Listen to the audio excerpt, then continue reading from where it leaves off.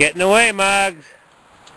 Want to go chase her? How about if I let you go and disrespect all the laws of the snow recreation path? No unleashed duggies.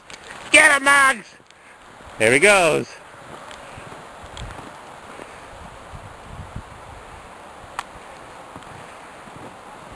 All right. The trail is groomed. There was a light dusting of snow. The sun's peeking out from behind the clouds, and life is good.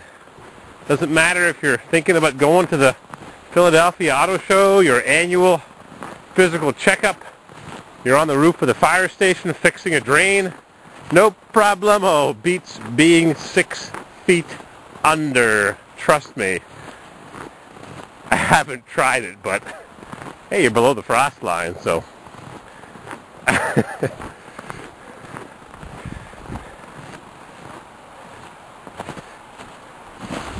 Whoops. Wow. Last year at this time, there was snow in 49 of the 50 states. Only Hawaii was snow-free, duh. They may not be lava-free, but they're snow-free. And this year, I think 3 states have snow. It's crazy. Totally nuts. Yeah, perfectly groomed trail. The only place in New England that has snow. Whee! Mugs! Mugs! I think he found a carcass. He's eating a skunk carcass or a fish head. Mugs! Come on! He's okay. I'm going to beat him in a minute. Probably stay right in the path like an oncoming train and get hit.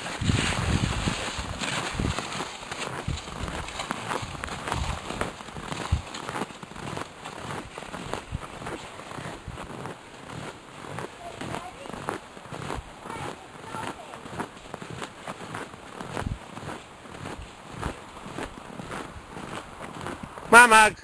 Come on. Come on. Come on. Go on. Good boy. Alrighty, we're having a great time in Stowe. Snowy Stowe. Snowy, Vermont. Not too much snow, but enough. More than what we got, that's for sure. So, changing the subject slightly. Ooh, pit stop. I was talking to a friend of mine, emailing a friend of mine, and he thinks that just to avoid all 4-cylinder Subarus, the 2.5s, which is 95, I think, and up last year of non-OBD2, which some people say is better to have anyways, the OBD2. You got to plug in for inspection, but at least you can tell what's wrong. Whee! Oh, missed him by a second. Anyhow. He said to forget about the 4-cylinder entirely, the 2.5, because the 2.2s have passive restraints, and I hate those passive restraints. Costs a much simpler car. The early 90s, up until 94. I think they changed the body in 95 to the newer, rounder body. So, he said to get an 01 and up 6-cylinder, like the one I videoed yesterday. 6-cylinder, no problems at all. I guess when they stretched the 2.2 into a 2.5, they made things a bit too thin. Kind of sort of like the Chevy 400 back in the early 70s, a small block 400 with the Siamese water passages. Overheat at once, head gasket problems. That's the 350 400, not the 366 tall deck, 396, 402, 427, 454. I'm talking the small block 400 that they offered, 71, 72. Kind of, sort of. Can't tell you the exact years. But Chevy put badges on saying 400. Could have had a big block 400 in a Chevelle. Or a small block 400 in a full size. Go figure. Big difference. But anyways, I was texting a guy last night in Arizona. He's got a beautiful blue 2,000, 190,000 Arizona highway miles for $3,000. Nice car. Looks good. Full size pictures. And doesn't have a sunroof. You get enough sun in Arizona, you don't need a stinking sunroof. But he said, so you're looking for a $7,000 to $8,000 car? I said, if I was, I wouldn't be looking at your $3,000 Subaru now, would I? But I think he's a dealer. I think what dealers do is they advertise one vehicle at a time. They pretend they're private sellers, but they're really dealers. Because I've had a few of those people so far that have stuff for sale. Units, they call them. And if they're talking about units, the title's not in their name, not their vehicle, no idea of the vehicle history, blah, blah, blah, blah, blah. Not that it's a bad deal, it's just nice to buy from the longer-term owner. At least you get an idea of the history. There's some negotiation room. A dealer just buys it for wholesale price and wants to make his $500 or $1,000. I do the same thing. So, the kettle calling the pot black. But I also fix everything that's wrong with it. I go through the cars. I don't just sell them as is, and I stand behind what I sell. Dealers just want to dump stuff and walk away. On to the next one. So there's a difference. It's a gray area, we'll call it.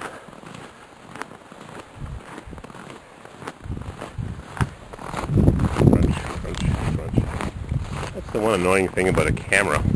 Even though you're seeing so much, you're actually seeing only what the lens shows you. A few degrees. And there's no depth because it's only a single lens. Like a person that has one eye, you don't have a depth perception because you establish depth perception with two eyes, two ears. Of course, you don't have that with a single camera lens.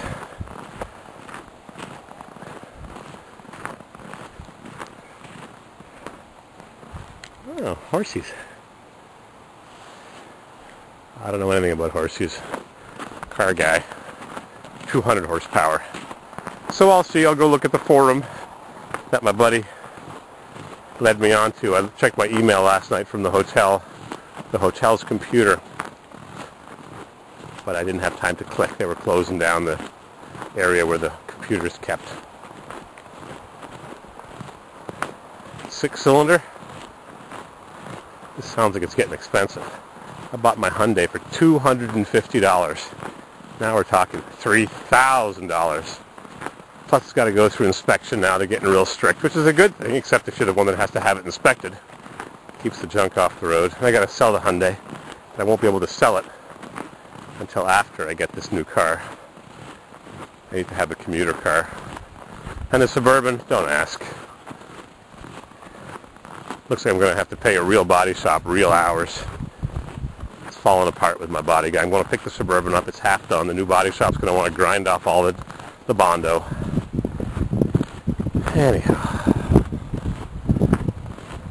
Get what you pay for. I tried. Didn't make a mess. He just had bigger dreams. Nice guy. Just got a little over his head, I think. Alrighty, enough of the negative. I try to keep this channel positive. When you laugh, people laugh with you. When you cry alone. So, I'm not going to cry with you. No, it's alright. And I hope Fruit Loops comes back to work. I've got a couple jobs coming up, a couple kitchens and a bathroom. I want to redo one of my bathrooms in that apartment where we moved the couch down the stairs. I want to redo that bathroom. Gut it down to the studs. Level the floor. Make it standard. None of the dimensions in those 1880 houses are proper. They're all wacko dimensions. I want to strip it and redo it 100% ceramic tile. Every single square inch. Every square inch. Floor, walls, ceiling. Every square inch ceramic tile. No paint. I'm not painting bathrooms anymore. It's a losing battle. Too much moisture. I'm going to put a huge 150 CFM fan in instead of 30 or 40 or 50. I'm going to put 150 with a 7-inch duct.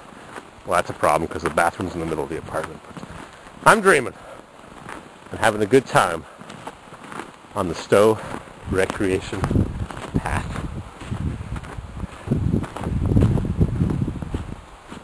Horse trail. Better not go there. They step in the horse poop.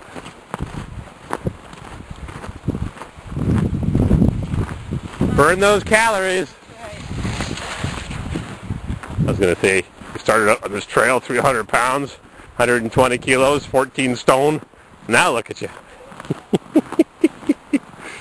Oh, it's beautiful here. How long is this video? 9 minutes, 49 seconds. You know why YouTube made the 10-minute time limit on videos? So you couldn't put up movies. That really worked. Now they have this new privacy policy. And I was reading a bit of it, and I heard a bit of it blurbed on the NPR station that I was listening to.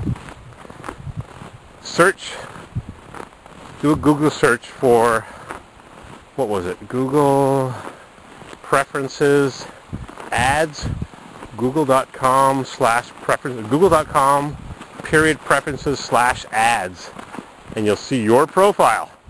Because if you have a Gmail account and you watch YouTube and you're registered, it tracks every single click and it logs them.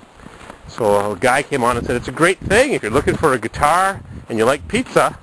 If you have a GPS-enabled smartphone and you're driving by a pizza store and a guy that plays guitars in the pizza store and he's got his GPS cell phone on, it'll tell you he's in there. And you can have a great deal on pizza. They'll give you a coupon. And you can talk to a guy playing guitar. Then a woman came on saying, oh yeah, sure. What if you're driving by a hospital and the GPS logs that as you visited a hospital, then you went to the pharmacy to get some pills for a relative, and it logged that too because you typed in the address, a request for the address of the pharmacy in the hospital, or a pharmacy at a drugstore, and you paid for the pills with your credit card. Then you go to apply for life insurance or health insurance, and that record is made known to your insurer because he buys that information because there's a price for every bit of information. Then you go on your computer at work and you're looking at your email on the company's computer and it brings up an ad saying, would you like to buy more pills for whatever condition you may have had or may have researched that you had. So it logs information and the computer is too stupid to know if it's for you, of course, because it's a computer. It's just logging information, clicks. There was something else this woman said that would be a danger on computers keeping too much information because it distracts from the reality. The computers just log information. So google.com/ads preferences, and you'll see the chart that Google keeps. Google, do no harm. Yeah, but they want to sell information about you. If you're interested in guitars or automobiles or tree species, you want to take a trip, yeah, it'll be good because you might get a coupon or meet people that know about your likings and share your hobbies. But it also tracks information that should be necessarily kept quiet. Flashing ads. It reads my Gmail account. I have a Gmail account among my couple of email accounts. And if I click on boilers, waste oil, it brings up information about waste oil boilers. Or if the guy's name who sends me an email is Guitar Lover, it brings up ads for guitars. Well, it doesn't know that I'm not interested in guitars. It just sees that I'm clicking on a link, clicking on a web address that says guitar in it, or cross-country skis, or water pumps. So I keep getting emails from Amazon. I bought some printer cartridges for my Brother printer, and every month it sends me an ad. Would you like to buy a Brother printer cartridge? No, I bought one. It's good for 6 months. Leave me alone. Just because I bought something doesn't mean I'm going to keep buying the same thing over and over. Or maybe it does. But it just goes to show that computers are stupid. You bought one pair of shoes, you're going to keep buying pairs of shoes. Well, duh, they wear out. The computers are in their infancy and they're tracking and logging and recording information that should necessarily, in my opinion, have a certain element of privacy to it. And kids, much younger than me, think that a computer is the only thing that exists in the world. Can't be without their phone. Talk about that. I got my phone on silent right now so you can't hear it beeping endless messages. And then I also heard on NPR that Twitter feeds have a price tag. Paula Abdul, Justin Bieber, all those big fancy names, they get paid $10,000, kind of, sort of, 3, 5, 8, 12, 20, thousands of dollars per tweet that they make. Great, huh? Except for one problem. They don't make the tweet.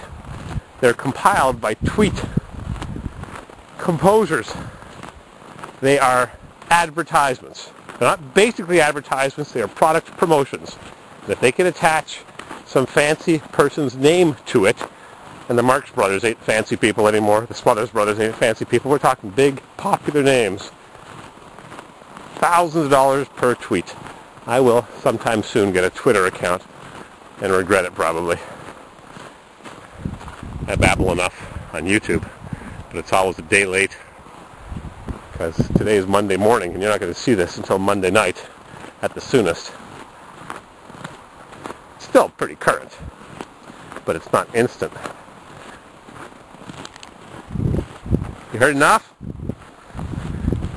Thanks for watching. It's fun. Better than 6 feet under. Enjoy the day. Gotta get one of those. Yeah. Beautiful. Love it here in Stowe. Goodbye. Vacations are great.